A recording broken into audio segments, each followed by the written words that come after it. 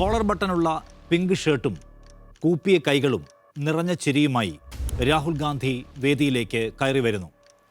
ഉത്തർപ്രദേശിലെ പ്രയാഗ്രാജിൽ 10,000-കണക്കിന് യുവാക്കൾ തിങ്ങി നിറഞ്ഞ ആ പന്തലിൽ തിളക്കമുള്ള കണ്ണുകളുമായി ഒരു തലമുറ പെരുവിരൽ കുത്തിയും തല ഉയർത്തിയും അയാളെ ആവേശത്തോടെ നോക്കുന്നു.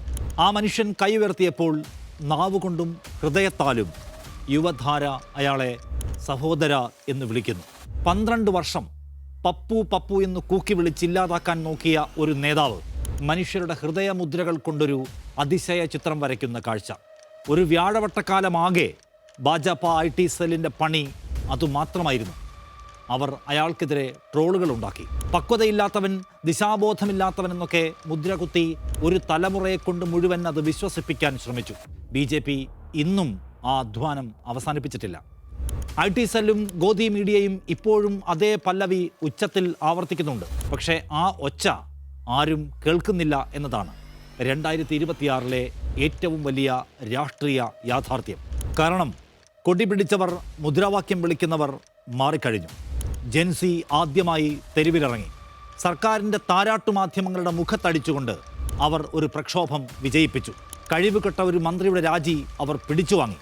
ഈ സവിശേഷ കാലത്ത് ആ ഊർജത്തിൻ്റെ ഒപ്പം നിൽക്കാൻ, തലമുറകളുടെ മനസ്സറിയാൻ, അവരോടൊപ്പം ശബ്ദമുയർത്താൻ ആദ്യം ഓടിയെത്തിയത് രാഹുൽ ഗാന്ധിയാണ്. സകലതും കൈവിടുന്നുവെന്ന് തോന്നിയപ്പോൾ മാത്രമാണ് മോദിക്ക് പോലും സുഹൃത്തുക്കളെ എന്ന് വിളിച്ച് വീഡിയോകളുമായി വരാൻ തോന്നിയത്. ആ വിളിയെ തള്ളിയ തലമുറ പക്ഷേ രാഹുൽ ഗാന്ധിയുടെ വിളി കേൾക്കുന്നു. നമ്മുടെ ഈ തലമുറയെ നയിക്കുന്നത് ആരാണ്? അതിൻ്റെ പിന്നാലെ ഓടുന്നത് ആരാണ്? അതിനെല്ലാം ഇതിലും വലിയ തെളിവുകൾ വേറെ വേണം. BJP IT സെല്ലിൻ്റെ കാർട്ടൂണുകളിലെ ജോക്കറിൽ നിന്ന്, പാർലമെൻറ്റ് നടുത്തളത്തിൽ നിന്ന് പ്രധാനമന്ത്രിയെ നേരിട്ട് കണ്ണിൽ നോക്കി ചോദ്യം ചെയ്യുന്ന, തെരുവിൽ ജനക്കൂട്ടത്തെ ഇളക്കി മറിക്കുന്ന, ഭരണകൂടം ഭയക്കുന്ന ഒരു പ്രതിപക്ഷ ജ്വാലയിലേക്കുള്ള ഈ മാറ്റം ഒരു ഇമേജ് മേക്ക് ഓവർ മാത്രമല്ല. ഭാരത് ജോഡോ യാത്രയിലെ ഓരോ ചുവടിലും, പാർലമെൻറ്റിലെ ഓരോ പോരാട്ടത്തിലും, തെരുവിലെ ഓരോ സാന്നിധ്യത്തിലും സ്വയം പുനർനിർണയിച്ച ഒരു രാഷ്ട്രീയക്കാരൻ്റെ യഥാർത്ഥ ഉയർത്തെഴുന്നേൽപ്പിൻ്റെ കഥയാണിത്. BJP അയാളെ ഇല്ലാതാക്കാൻ ശ്രമിക്കുന്തോറും ഓരോ അപകീർത്തി കേസിലും അയോഗ്യതയിലും അയാൾ കൂടുതൽ തിളക്കത്തോടെ തിരികെ വരുന്നു എന്നതാണ് ഈ കഥയിലെ ഏറ്റവും കാവ്യാത്മകമായ വൈരുദ്ധ്യം. നിങ്ങൾ കാണുന്നത് മീഡിയ വണ്ണൊപ്പം നിലപാട്. സ്വാഗതം.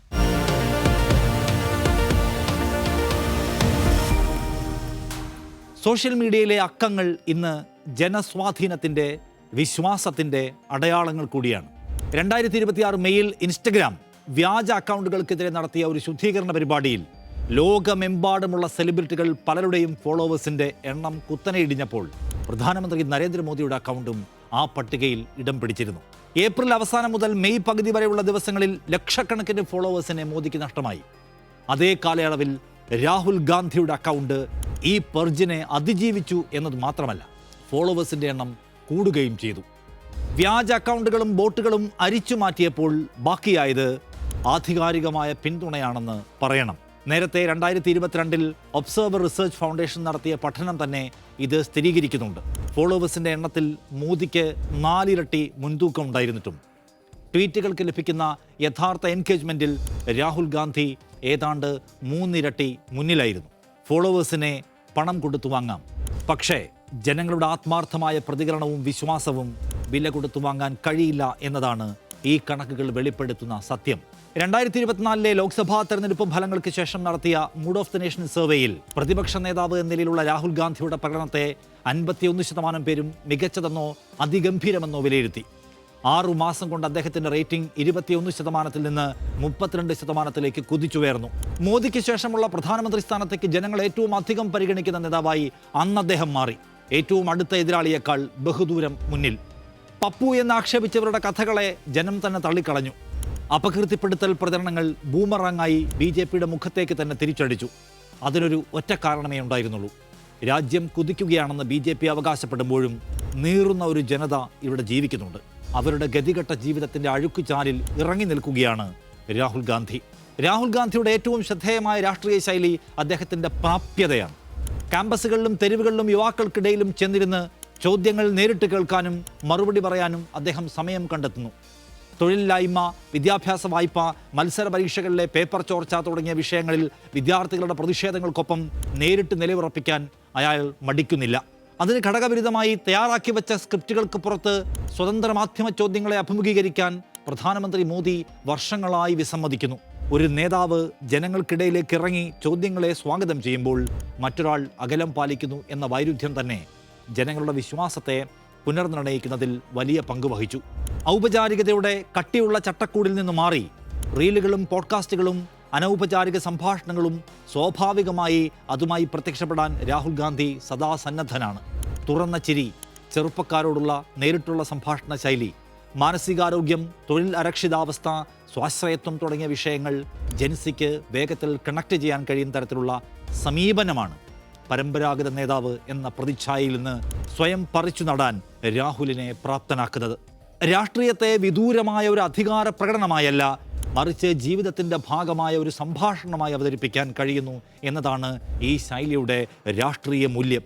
സൗമ്യമായ പെരുമാറ്റത്തിനപ്പുറം പാർലമെന്റിലും പുറത്തും അദാനി ബന്ധം, തെരഞ്ഞെടുപ്പ് സംവിധാനത്തിലെ ക്രമക്കേടുകൾ, ജാതി സെൻസസ്, സാമ്പത്തിക അസമത്വം തുടങ്ങിയ വിഷയങ്ങളിൽ രാഹുൽ ഗാന്ധി സ്വീകരിക്കുന്ന നിലപാടുകൾ കൃത്യതയുള്ളതാണ്.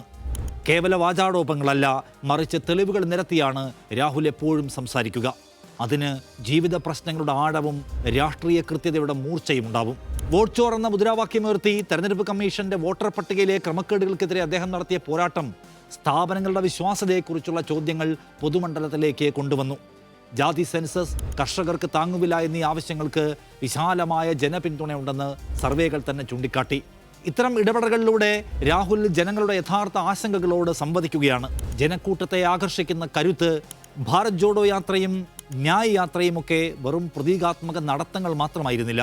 ആയിരക്കണക്കിന് കിലോമീറ്ററുകൾ താണ്ടി ഗ്രാമങ്ങളിലും നഗരങ്ങളിലും ലക്ഷക്കണക്കിന് ജനങ്ങളെ തെരുവിലേക്കിറക്കിയ നേരിട്ടുള്ള ജനസമ്പർക്കത്തിൻ്റെ പുതിയൊരു രാഷ്ട്രീയ വ്യാകരണം സൃഷ്ടിച്ച സംഭവങ്ങളായിരുന്നു അവ.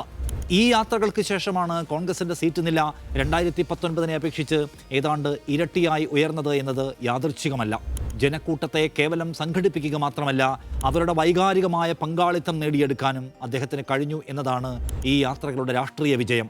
വിദ്യാർത്ഥികളും യുവജനങ്ങളും തൊഴിലില്ലായ്മയ്ക്കും അനീതിക്കുമെതിരെ ഡൽഹിയിലും മറ്റിടങ്ങളിലും നടത്തുന്ന സമരങ്ങളോട് ഐക്യദാർഢ്യം പ്രഖ്യാപിച്ച് ആ പോരാട്ടങ്ങളെ ദേശീയ ശ്രദ്ധയിലേക്ക് ഉയർത്തുന്നതിൽ രാഹുൽ ഗാന്ധി വഹിക്കുന്ന പങ്ക് ചെറുതല്ല. ഒറ്റപ്പെട്ട സമരമുഖങ്ങളെ ഒരു ദേശീയ പ്രതിപക്ഷ ആഖ്യാനത്തിൻ്റെ ഭാഗമാക്കി മാറ്റാനുള്ള അദ്ദേഹത്തിൻ്റെ ശേഷി തെരുവിലെ രോഷത്തെ പാർലമെന്ററി രാഷ്ട്രീയവുമായി ബന്ധിപ്പിക്കുന്ന ഒരു പാലമായി എപ്പോഴും പ്രവർത്തിക്കുന്നു. നഫ്രത് കെ ബസാർ മേം മഹബത്ത് കി ദുഖാൻ, വെറുപ്പിൻ്റെ കമ്പോളത്തിൽ സ്നേഹത്തിൻ്റെ കട തുറക്കുന്നു എന്ന ഈ വാചകം കേവലം ഒരു മുദ്രാവാക്യമല്ല, മറിച്ച് ധ്രുവീകരണത്തിൻ്റെ കാലത്ത് രാഹുൽ ഗാന്ധി മുന്നോട്ട് വയ്ക്കുന്ന ഒരു രാഷ്ട്രീയ ദർശനമാണ്. ഭരണഘടനയും ജനാധിപത്യവും സാഹോദര്യവും തുടർച്ചയായി അദ്ദേഹത്തിൻ്റെ പ്രസംഗങ്ങളിൽ ഇടം പിടിക്കുന്നു. വിദ്വേഷ പ്രചാരണങ്ങൾക്കും ഭിന്നിപ്പിക്കൽ രാഷ്ട്രീയത്തിനുമെതിരെ സ്നേഹത്തിൻ്റെയും ഐക്യത്തിൻ്റെയും ഭാഷ സംസാരിക്കുന്നത് എത്ര വിജയിക്കുമെന്ന ആശങ്കയുള്ളവർ കോൺഗ്രസിൽ തന്നെ ഉണ്ടായിരുന്നു.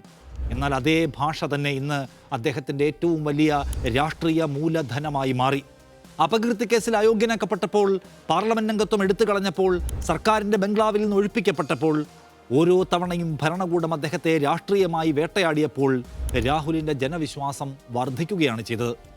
ഒരു രക്തസാക്ഷി പരിവേഷത്തിന് രാഷ്ട്രീയത്തിൽ അപകട സാധ്യതകളുണ്ടെങ്കിലും ഇവിടെ അത് രാഹുലിൻ്റെ വിശ്വാസ്യതയെ ബലപ്പെടുത്തുന്ന ഘടകമായി മാറി. അടിച്ചമർത്തലിൻ്റെ ഓരോ ശ്രമവും തിരിച്ചടിയായി മാറുന്നു എന്ന ഈ പാറ്റേൺ ജനാധിപത്യ സ്ഥാപനങ്ങളെ ദുർബലപ്പെടുത്താൻ ശ്രമിക്കുന്ന ഭരണകൂടത്തിന് നൽകുന്ന ഏറ്റവും വലിയ പാഠമാണ്. 12 വർഷം മുൻപ് പപ്പു എന്ന പരിഹാസപ്പേരിൽ ഒതുക്കി നിർത്താൻ ശ്രമിച്ച ഒരു രാഷ്ട്രീയക്കാരൻ ഇന്ന് ഡിജിറ്റൽ വിശ്വാസ്യതയിലും ജനക്കൂട്ട സ്വാധീനത്തിലും ആശയപരമായ വ്യക്തതയിലും ഇന്ത്യൻ പ്രതിപക്ഷത്തിൻ്റെ ഏറ്റവും ശക്തമായ മുഖമായി മാറിയിരിക്കുന്നു. അത് ഒരു ആകസ്മികതയല്ല. ഇത് വർഷങ്ങളുടെ സ്ഥിരോത്സാഹത്തിൻ്റെയും ആവർത്തിച്ചുള്ള രാഷ്ട്രീയ പുനർനിർമ്മാണത്തിൻ്റെയും ഫലമാണ്. പരിഹാസത്തിൻ്റെ ഭാഷ ജനം തള്ളിക്കളഞ്ഞു. പകരം ചോദ്യങ്ങൾ കേൾക്കുന്ന, തെരുവിൽ നിൽക്കുന്ന, സ്നേഹത്തിൻ്റെ ഭാഷ സംസാരിക്കുന്ന ഒരു നേതാവിനെ അവർ തിരഞ്ഞെടുത്തു എന്നതാണ് ഈ ആഖ്യാനത്തിൻ്റെ കാതൽ. ഈ ഉയർച്ച എത്രത്തോളം സുസ്ഥിരമാകും, അത് എത്രമേൽ യഥാർത്ഥ വോട്ടുകളായി രൂപാന്തരപ്പെടുമെന്നത് ഭാവി തെരഞ്ഞെടുപ്പുകൾ തെളിയിക്കേണ്ട കാര്യമാണ്. എന്നാൽ ആഖ്യാനത്തിൻ്റെ യുദ്ധത്തിൽ കുറഞ്ഞപക്ഷം ഈ നിമിഷത്തിൽ രാഹുൽ ഗാന്ധി ഒരു തിരിച്ചുവരവ് നടത്തിക്കഴിഞ്ഞു എന്നത് നിഷേധിക്കാനാവാത്ത യാഥാർത്ഥ്യമാണ്.